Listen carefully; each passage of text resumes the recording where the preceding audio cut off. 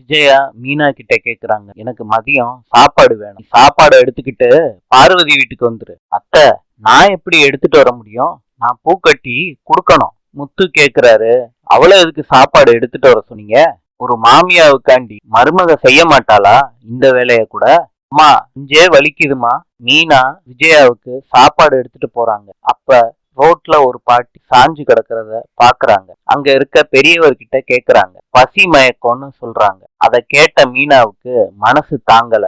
அதனால விஜயாவுக்கு கொண்டு வந்த சாப்பாட இந்த பாட்டிக்கும் தாத்தாவுக்கும் பரிமாறுறாங்க. அவங்களும் வகுறார சாப்பிட்டு மீனாவை வாழ்த்துறாங்க. அப்ப மீனாவும் சந்தோஷமா வண்டியில கிளம்புறாங்க. அப்ப அத்தைக்கு நம்ம சாப்பாடு எடுத்துட்டு வந்தோம், எப்படி திருப்பி அத்தைக்கு சாப்பாடு எடுத்துட்டு போறதுன்னு யோசிக்கிறாங்க. இப்ப அத்தைக்கு பிரியாணின்னா ரொம்ப பிடிக்கும். பிரியாணிய வாங்கிட்டு போயிடலான்னு ஐடியா பண்ணி பிரியாணி கடைக்கு போய் வாங்கிட்டு நேரா பார்வதி வீட்டுக்கு வர்றாங்க. பார்வதியும் விஜயாவும் சாப்பிடுறாங்க. பார்வதி அத்தைக்கு பிடிச்ச பிரியாணிய வாங்கிட்டு வந்திருக்கேன்னு மீனாவை பாராட்டுறாங்க. அந்த பிரியாணிய சாப்பிட்ட விஜயாவுக்கு ஏப்பம் வந்துகிட்டே இருக்கு விடாம. மீனா கிட்ட தண்ணிய எடுத்துட்டு வர சொல்றாங்க. மீனாவும் தண்ணி எடுத்துட்டு வந்து குடுக்கறாங்க. விஜயா குடிக்கிறாங்க. இப்ப முத்து வர்றாரு. என்னம்மா பிரியாணி வாசமா இருக்கு அப்படின்னு கேக்குறாங்க. இப்ப அண்ணாமலை சொல்றாரு, மீனாதான் இன்னைக்கு கூட்டு பொரியல் ரசம் சாம்பார்னு நல்லா சமைச்சாலே. அதை கேட்ட விஜயா